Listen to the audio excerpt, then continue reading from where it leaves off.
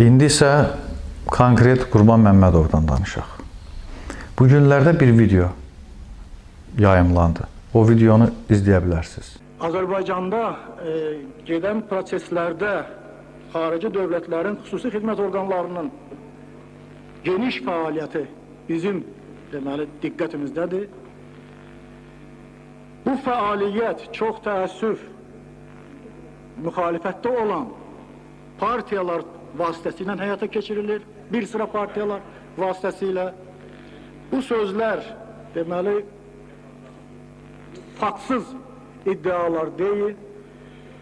Bizdə kifayət qədər sübut, dəlil var.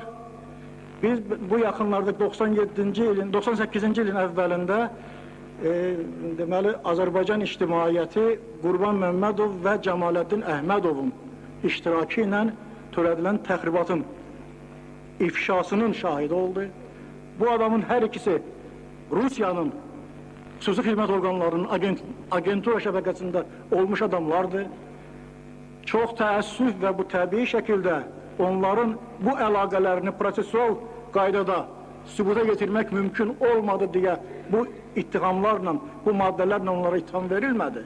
Lakin əməliyyat və istintaq orqanının daxili inamını mən sizə çatdırıram ki, onlar Rusiyanın müvafiq xüsusi xidmət orqanları tərəfindən idarə olunur.